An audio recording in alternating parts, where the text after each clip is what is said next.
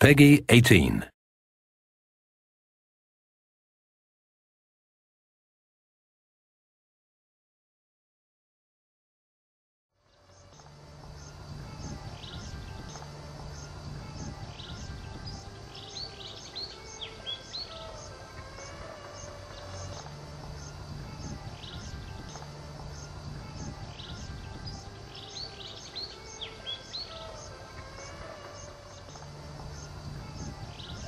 Det der er Mathias Hauke Bøtcher, og i dag skal jeg fortælle noget om Fenrisulven og Fenrisulvens historie.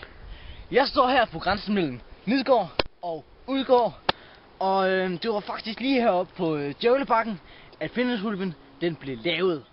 Og nu er vi så kommet op på bakken, vi så dernede fra Djævlebakken, og det er inde i de her træer, at Fenrisulven han blev lavet.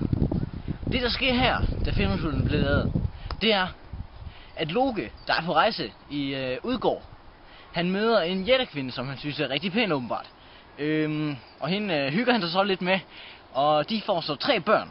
De får Fenrisulven, de får Midgårdsormen, og de får Hel.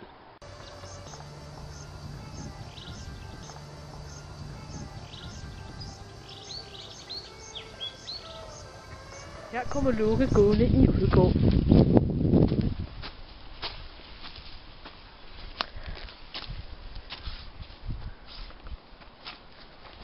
Hey, din frække asserknæk, vil du ikke ud af bussen og hygge dig? Altid sådan lægger Jette som dig. Fedt, mand.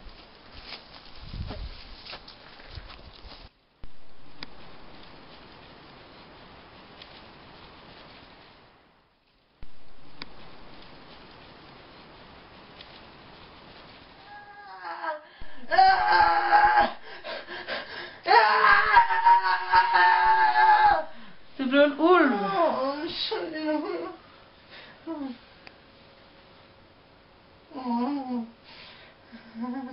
Ja, og sådan blev Fenrisulven så skabt af Angerboda i en afsides grotte i Udgård. Efter Fenrisulvens fødsel besluttede Loke at tage den med til Asgård, hvor den så voksede op og blev kæmpestor og rigtig, rigtig stærk. Derfor blev aserne meget bange for den her ulv, så derfor besluttede de sig for at binde den.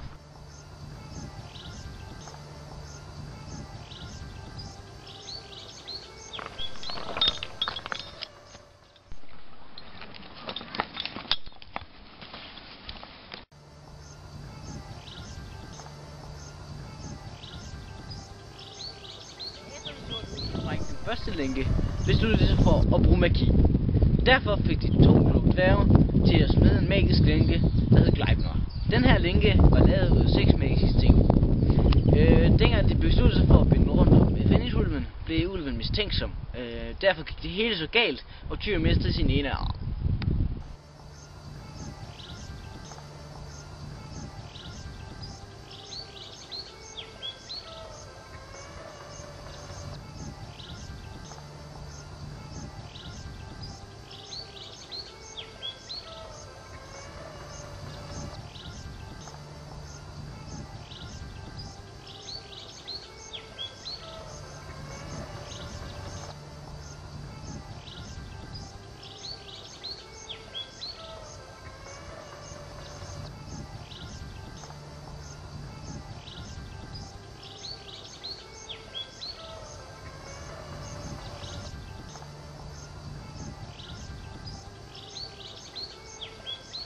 Der skal Fenrisulven så stå bundet til Ragnarok, hvor den vil bryde løs af sine lænker og gå i kamp sammen med jætterne.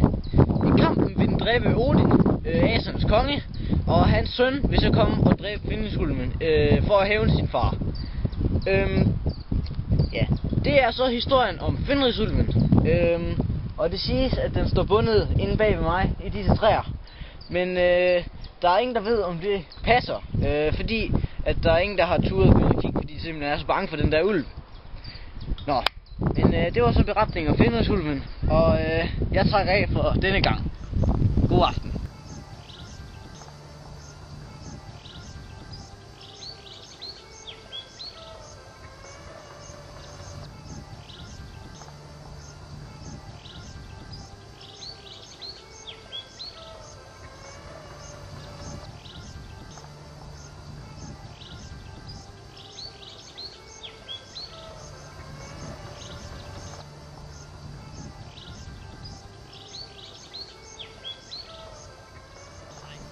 Det er Mathias Hauge Bøtcher, og i dag skal jeg fortælle jer noget om hvordan nej.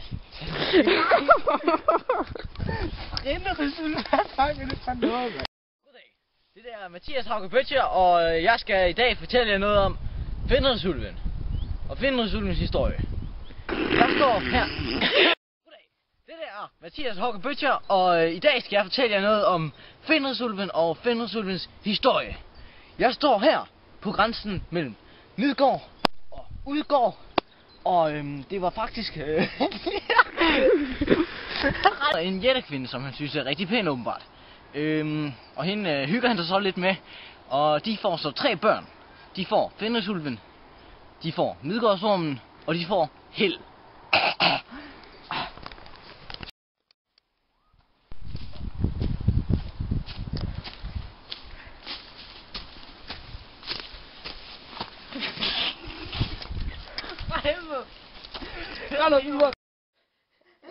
Kan godt.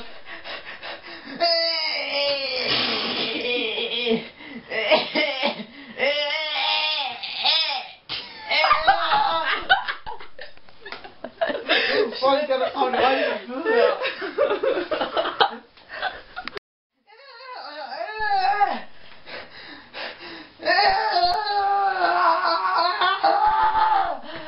Det blev en ulv. Og sådan blev Fenrisulven skabt i en afsides grotte i Jotunheim af Jette... Nej, tager vi igen. Peggy 18.